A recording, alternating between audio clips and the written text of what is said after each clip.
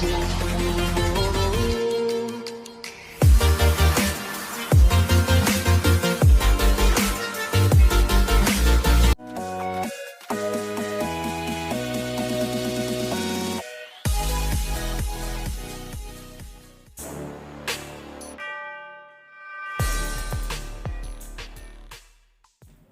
नमस्कार, आप सभी का स्वागत है हमारे YouTube चैनल स्टडी टॉक में। साथियों आज की क्लास में मैं आपको तीन प्रीपोजिशंस के बारे में बताऊंगा। वो है फॉर, सिंस और फ्रॉम।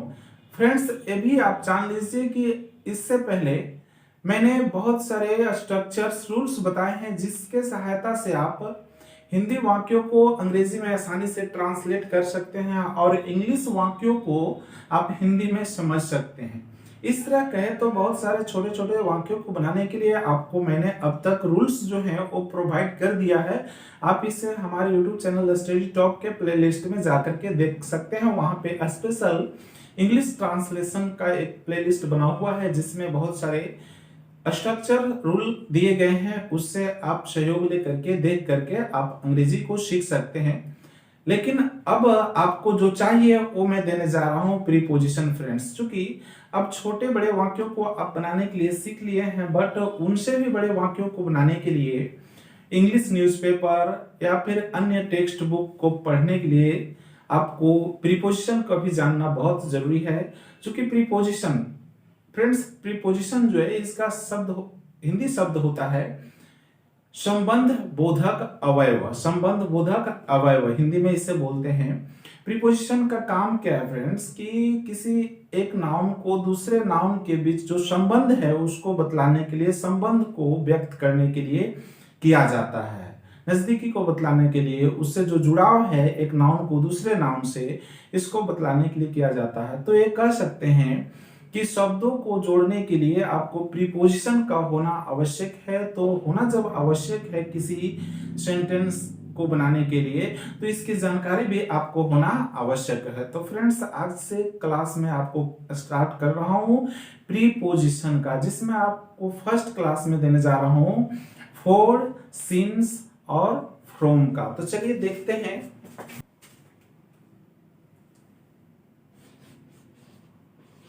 For, since, from. तो फ्रेंड्स ये फॉर और सिंस और फ्रॉम जो है ना, इन तीनों का अर्थ होता है हिंदी में से। फ्रेंड्स अब गौर करने की बात है कि से जब होता है तो इसका मतलब ये नहीं कि फ्रॉम जहां जरूरत पड़े तो से कहने के लिए सिंस लगा दें और उसी जगह चाहे तो मिस्टेक से फ्रॉम लगा दें या फिर फॉर लगा दें, ऐसा नहीं। इन सभी का कुछ अलग अलग कंडीशंस हैं। इन कंडीशनों को समझना होगा ताकि आप सही ग्रामर की दृष्टि से इसका सही प्रयोग कर पाएंगे। तो फ्रेंड्स ये तो जान गए कि फॉर, सिंस और फ्रॉम का यहाँ जो मैं बताने जा रहा हूं उसका अर्थ है से। लेकिन अब एक पहला हम लेते हैं फॉर को, कि फॉर का प्रयोग से के अर्थ के लिए कब करेंगे। तो फ्रेंड्स फॉर का प्रयोग से के अर्थ के लिए करते हैं कोई जब अनसर्टेनिटी ऑफ टाइम, यानी कि जब अनिश्चित समय होता है, समय दिया हुआ रहता है, वो समय जो है वो अनिश्चित को बताता है, तब फिर उसके पहले फॉर का प्रयोग से के अर्थ के लिए किया जाता है। लेकिन फ्रेंड्स इसको पहचानने के लिए सबसे आसान तरीका मैं ये बता रहा हूं कि फॉर का प्रयोग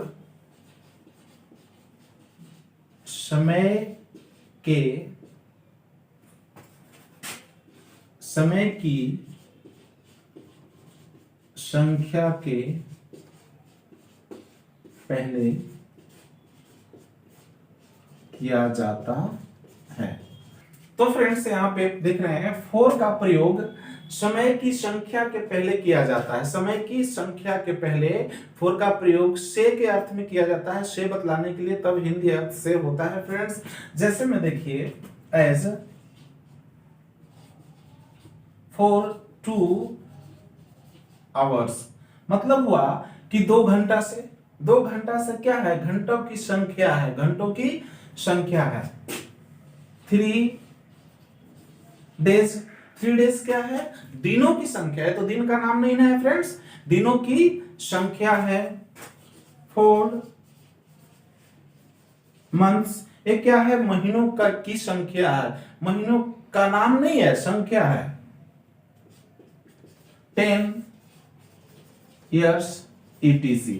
तो फ्रेंड्स ये देखिए सभी जो दिए हुए एग्जांपल में 2 आवर्स एक घंटों की संख्या हुआ, 3 डेज दिनों की संख्या, 4 मंथ्स महीनों की संख्या, 10 इयर्स वर्षों की संख्या है। तो फिर ऐसे रहे कंडीशन तो आपको उसके पहले 4 लगाना होगा। जैसे हिंदी में कहें तो 2 घंटा से, 3 दिनों से, 4 महीना से, 10 वर्षों से, 10 साल से, तो ऐसे रहे फ्रेंड्स तो आपको 4 लगाने की जरूरत है। एग्जाम्पल भी देखेंगे, लेकिन इससे पहले सभी का जो प्रयोग है वो बता दे रहे हैं। अब सिंस का प्रयोग देखिए से के लिए कब करते हैं, तो सिंस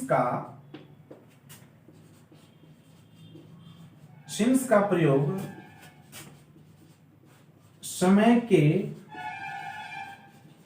नाम के पहले किया जाता है। तो फ्रेंड्स यहाँ पे आपने देखा कि फॉर का प्रयोग जो है समय के लिए किया जाता है, सिंस का भी प्रयोग समय के लिए ही किया जाता है, समय से पहले, बट समय का नाम अगर दिया रहे तो फिर उसके पहले सिंस का प्रयोग करेंगे। एज जैसे देख लीजिए, सिंस 2 o'clock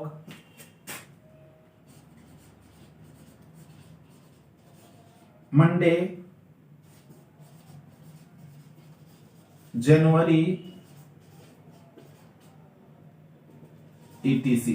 तो फ्रेंड्स यहाँ पे देख लीजिए जो मैंने एग्जांपल दिया कितना सटीक है, आप इससे अच्छी तरह से सिंस का प्रयोग कर पाएंगे सही जगह पे ग्रामेटिकली। सिंस का प्रयोग तब करेंगे जब समय निश्चित समय का नाम दिया रहे ना, जैसे 2 o'clock, तो 2 o'clock यानी कि 2 बजे से तो फिक्स होगा, वो 2 बजे से निश्चित हुआ ना, तो फिर इस तरह कर सकते हैं सिंस 2 o'clock। यहाँ पे देखिए दिन का नाम है Monday, Tuesday, Wednesday, Thursday, Friday, Saturday, Sunday, अगर रहे फ्रेंड्स तो उसके पहले सिंस का प्रयोग करेंगे।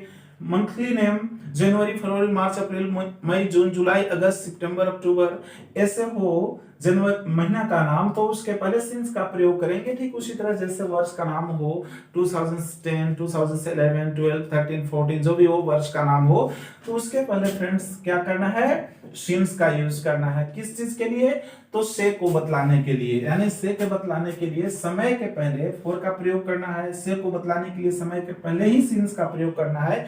बट दोनों में कंडीशन ए है कि समय की संख्या दी हुई हो तो फिर उसके पहले फॉर लगाइए, और समय का नाम दिया रहे तो उसके पहले सिंस लगाइए से के अर्थ में ना।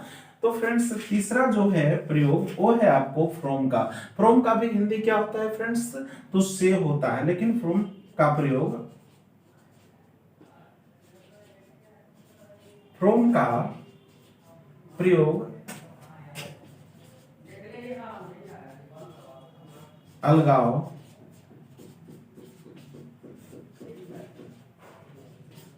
बतलाने के लिए किया जाता है।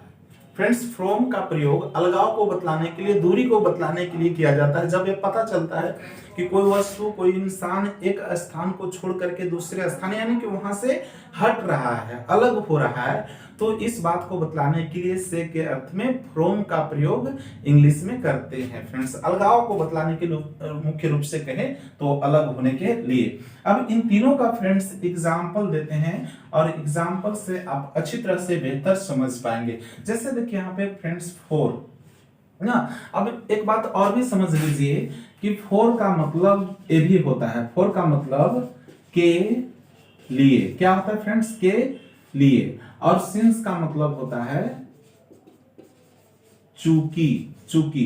लेकिन फ्रेंड्स ये डिक्शनरी में खोजिएगा तो यही मिलेगा कि फॉर का मतलब के लिए, जैसे फॉर यू आपके लिए, फॉर लेडीज ओनली केवल महिलाओं के लिए, फॉर स्टूडेंट्स ओनली केवल विद्यार्थियों के लिए। तो फिर इस तरह, और सिंस का मिलता है सिंस ही वाज इल, चूंकि वह बीमार था, since he was ill he is absent, चूंकि वह बीमार था इसलिए आज एब्सेंट है, इस तरह कहेंगे। तो फ्रेंड्स यहाँ पे स्पष्ट ये हो जाएगा कि कब इसको फोर का के लिए हिंदी देना है और सिंस का चूंकि कब देना है, ये बात को समझिए कि जब किसी समय का नाम हो या समय की संख्या हो तो उसके पहले इन दोनों का प्रयोग रहे तो फिर फोर के लिए न कह करके फोर का हिंदी देंगे से और सिंस का भी हिंदी देंगे से। लेकिन किसी समय के पहले फोर या सिंस नहीं हो, यानी कि कोई अदर संज्ञा के पहले हो, तो उसके लिए फिर हिंदी आपको इस तरह बनेगा, फोर का हिंदी देंगे के लिए और सिंस का देंगे चूंकि। इस बात को आपको ध्यान देना है ना। चलिए इसका एग्जाम्पल देखते हैं। जैसे इन बातों को फोर और सिंस का प्रयोग मैंने पहले present perfect continuous, past perfect continuous और फ्यूचर परफेक्ट कंटिन्यूअस में ऑलरेडी बताया हूं।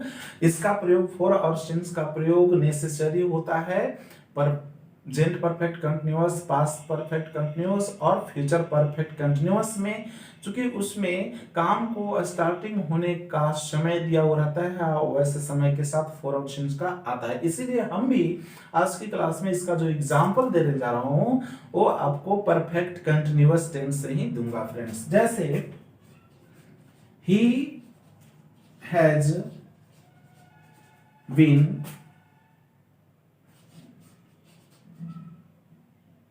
standing here for 3 hours। तो फ्रेंड्स देखिए यहाँ पे एग्जाम्पल जो पहला मैं दिया, he has been standing here for 3 hours, मतलब कि वह 3 घंटों से, देखिए फ्रेंड्स 3 hours 4, 3 घंटों से यहाँ खड़ा है, वह 3 घंटों से यहाँ खड़ा है। तो फ्रेंड्स फोर का हिंदी, फोर क्यों लगा है, 3 है, तो यहाँ चूंकि 3 घंटों की संख्या है, यानी कि आवर्स है ना, घंटों की संख्या है ना, तो कौन सा 3 घंटा पता नहीं, 10 से 1 बजे तक या फिर 7 से 10 बजे तक या 6 से 9 बजे तक, ये तो कंफर्म नहीं है, तो घंटों की संख्या इसलिए यहाँ पे 3 लगा। तो वह 3 घंटों से यहाँ खड़ा है, तो इस तरह अब देखिए यहाँ पे 4 लगेगा, ये निश्चित है। लेकिन अगर फ्रेंड्स यही कह दे कि वो 3 बजे से खड़ा है, तो बजे किस में आ रहा है, जैसे 2 o'clock 2 बजे, तो उसी तरह 3 o'clock 3 बजे। तो इसी का एग्जाम्पल दे देते हैं ही। अब इसको पास्ट में ले लेते हैं, हैज है तो हैड कर देते हैं पास्ट के लिए, had been standing here since 3 o'clock। Friends यहाँ पे 3 o'clock के जगह पे AM या PM लिख सकते हैं, कोई दिक्कत नहीं है उसे। तो फिर इसका अर्थ हो गया कि वह 3 बजे से यहाँ खड़ा है। कितने बजे से फ्रेंड्स, 3 बजे से। तो 3 जो है, 3 तो 3, 4 से नहीं, 5 से नहीं, 6 से नहीं, 3 तो 3, वो चूंकि निश्चित हुआ, तो इसमें आप सिंस का प्रयोग करेंगे। तो फिर स्पष्ट है कि अगर समय की संख्या रहे तो आप फोर का प्रयोग कीजिए ना, घंटा में, दिन में, महीना में, वर्ष में हो तो आप फोर लगाइए उसके पहले, और अगर रहे बजे, दिन, महीना, वर्ष का नाम, तो फिर आप सिंस का प्रयोग कीजिए। किसके लिए, तो से हिंदी अर्थ के लिए। और फ्रेंड्स जब ये बच रहा है फ्रॉम का एग्जांपल, तो इसका एग्जांपल भी देख लीजिए। इसका एग्जांपल जैसे फ्रेंड्स कहेंगे कि ही इज